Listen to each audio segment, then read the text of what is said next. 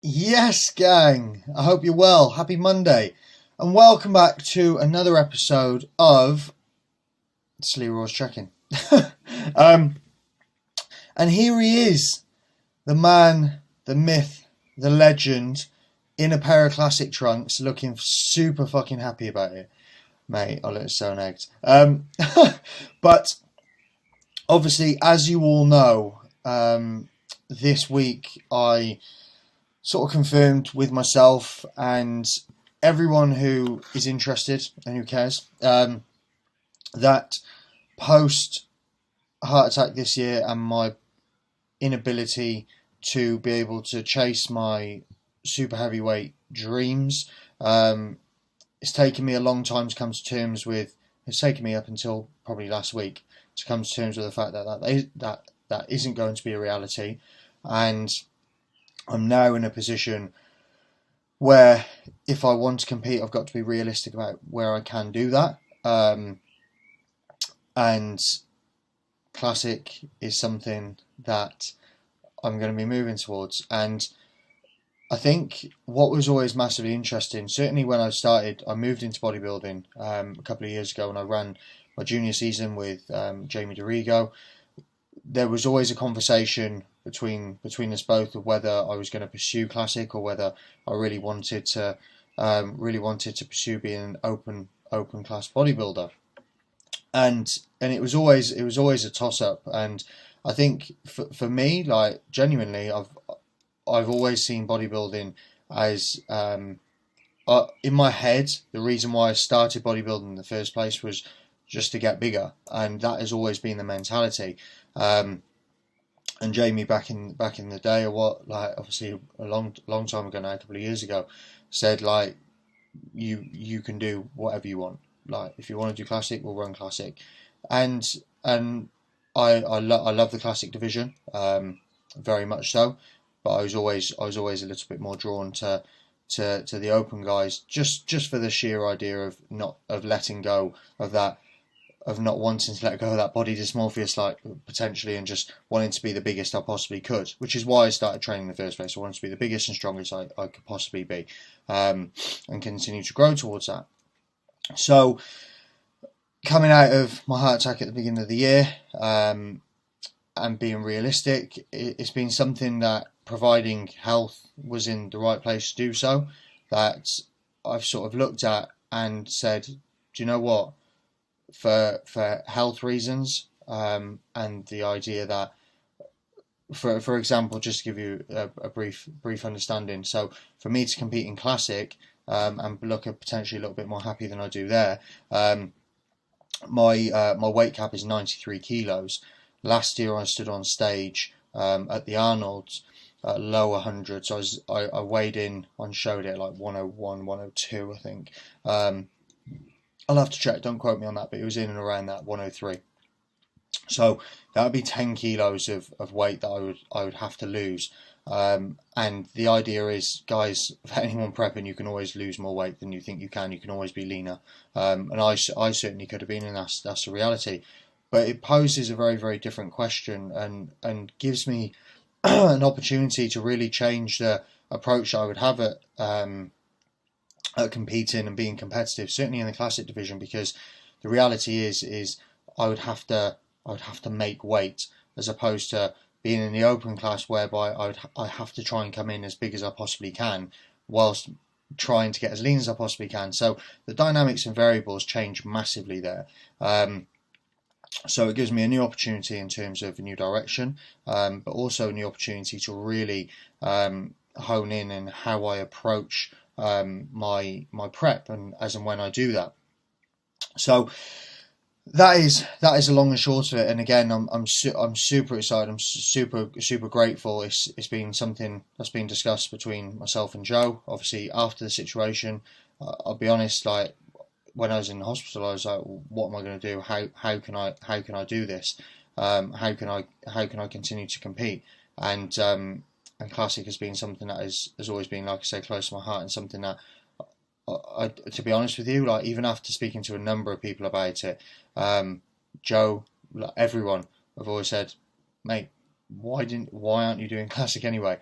Which is a nice compliment, but I think for me, taking this step is something that I'm really going to invest into, because one thing I don't like is having imposter syndrome, and the idea that classic is classic for all the things that make it classic, and I don't want to be an open class bodybuilder on a classic stage in a classic category. That's not what I want to do. So the idea of presenting myself as what classic would be, or what I consider classic to be, and display that's what I really want to hone in on, and that's what I'm excited to move forward with and take the journey on. So long story short, but let's get into the check-in for this week. So as you all know, the aim of the game at this very moment in time is to pull my weight down. I am in a deficit. I have no real goal at this very moment in time. Competing isn't the thing for me at this very moment in time, but that is something that I am slowly working towards. My priority at this very moment in time is to pull my weight down, get fitter, and take the stress off my body of having to carry around 120 kilos, and to maintain the stress that it causes, the enormous amount of volume through food, the idea that my activity levels can't be as high because not that cardio should ever not be a thing, but the realization is I'm not in a position where I can go for a run if I want to try and get fitter. HIIT is something that is massively coming into play now with all of these larger guys, which is absolutely fantastic, which I support massively. But again, reduce stress, which means reduce weight, reduce anything that could potentially cause me more stress than necessary. So this week my weight held. I started this journey 5 weeks ago. Within that 5 weeks, I've lost the best part of 5 kilos, but my weight has held this week, literally bang on. Weight on average is 113.9 kilos. So we make a change, but this is a massive note for you all, guys, and what you all need to appreciate during phase-specific goals. Certainly fat loss goals, unless you've got an actual time, date, and work you're working to.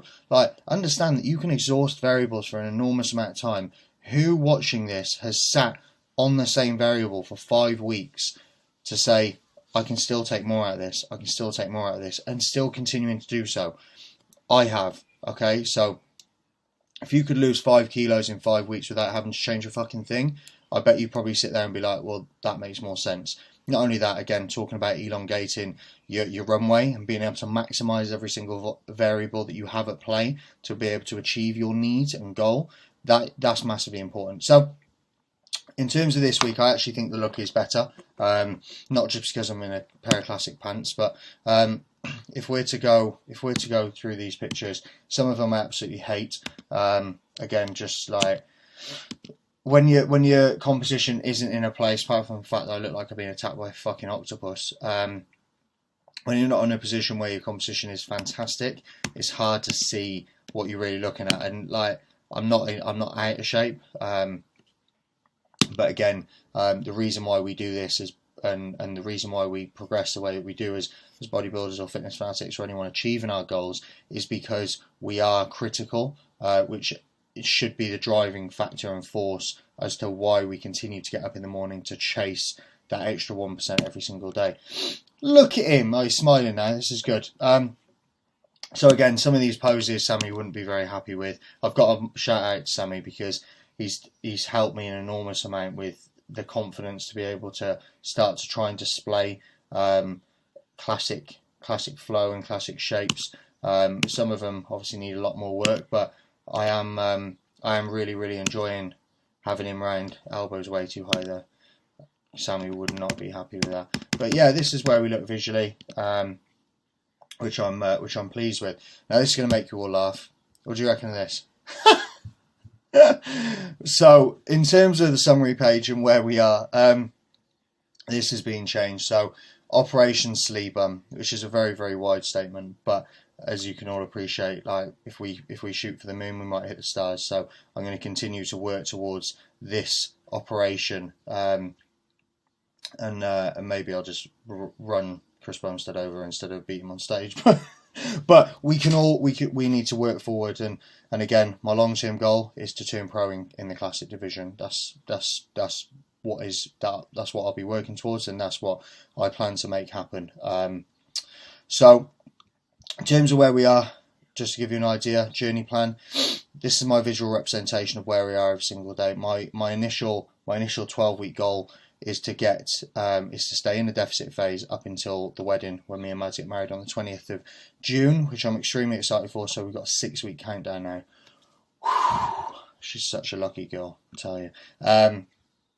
So in terms of one thing I did need to change, I actually took a deload this week, which was interesting.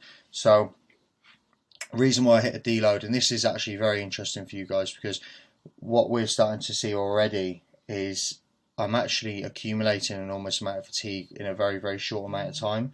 Now, what I am going to do, because I'm running the same volume consistently, obviously my volume and frequency through training is preset. I'm not running like a reps in reserve or anything like that. I am simply going for a progressive overload approach to training, with preset volume consistently, and then I will basically run until I'm in a position where I accumulate so much volume that I have to pull back, and then we take a devolumized approach, which for this week was one working set of 12 to 15 reps on every exercise that I've got. I still stuck with the same frequency of training, so I didn't have any more rest days. I just devolumized my training itself.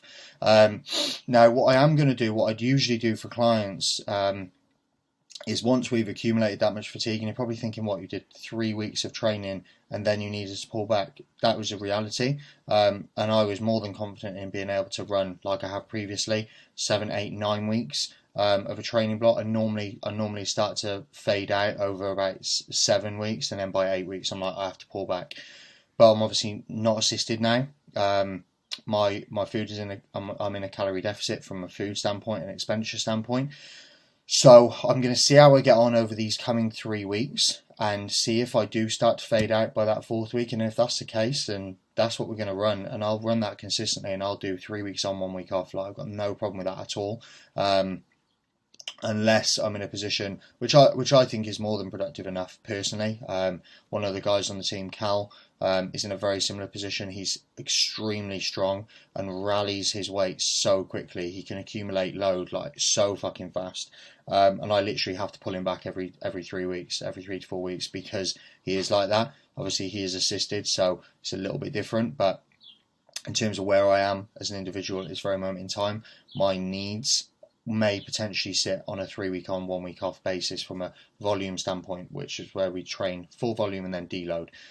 So I'll see how that goes, and then if that's the case and I do fade out after 3 weeks, then I will literally set a deload every 4 weeks moving forward, or reduce my volume in training.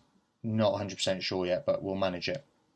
So what we've done this week, because my weight is held, I obviously took a deload this week. I have adjusted my food. Look how boring this looks. You know what, right? Considering I write fucking diet plans for a living, like, how shit does this look? If any of my clients are watching this, they're going to be like, mate, like, I clearly put all my effort into my clients' food plans, because this looks fucking abysmal. But what we've done is taken pretty much a 20% reduction in carbs this week, or a 20 gram reduction through raw weight carbs. So breakfast stayed the same. I've gone from 120 to 100 grams of rice across meal 2, 3, and 4. I do occasionally swap this out for pasta, but again, I'm in a position where I know how to manage that, and that's not an uncommon thing. Like, you can switch carb sources. It's not going to kill you. You'll be absolutely fine. So for all of you like clinging on to your chicken and rice but hating it, like, get some potato in your life, for fuck's sake. So we've taken 20 grams raw weight off meal 2, 3, and 4. Post workout, I've come down from 50 grams of jam across 2 bagels. What I normally do is have a chicken bagel and then obviously cut the bagel in half and put 25 grams on each, which is fucking lovely. Yesterday was my first day on 25 grams. It was shit. No one. I was absolutely fine. But so we've halved my jam, and then I've taken 20 grams off my cereal in the evening. And then on rest days, what we've actually done, I was on 100 grams raw weight previously, so we've kept that, and then I've just taken my cereal out of last meal, which is in and around where it was 80 grams. So if we're looking at what I've taken away throughout the day, I've taken 20 grams off every single raw weight carb meal, including cereal, which is in around 80 grams, and I've taken 80 grams out of my rest day. So some may see that as slightly aggressive, but it's enough of a bump to be able to, it's enough of a reduction to be able to cause some adaptation response and change that we want to achieve. So I'm hoping moving forward this week we'll be able to start shooting down and see these type of changes that we were seeing previously. So from 116s, from 117s all the way down to sort of mid to low 113s, which is absolutely good. So that's the check-in for this week. Lots of information there, guys, but Operation Slee Bum, or Pro Classic El Clasico Slee, is a go. I am so excited and also grateful for that opportunity. I said to myself, in any problem there is always a solution, and with what happened at the start of the year and the way that went, and the big life choices and changes that I had to make, I was down in the dumps, and I was down, and I said I wasn't out, and I stand by that. And providing health is good. I have my cardiac MRI, which I've got to update you guys on and how that went. I'll get my results back over the next couple of days, which will be great. Fucking super intense. Like, anyone who's ever had an MRI, number one, will know. But some of the stress tests that they put me under were fucking horrendous. But all good. Like, it's worth it. It's positive. So I'll update you guys on that. But it's all good. We're moving forward. 113.9 will be no more next week's check-in. If any of you guys, as always, have got any questions, please let me know. Any questions on what we're doing? Look at him smiling. But yeah, DMs are open. Some of the strategies that I'm obviously taking forward, if any of you guys got any questions on those, things to implement yourselves or whatever, just drop me a DM. But thank you all for watching as always, and I'll catch you next week. Peace.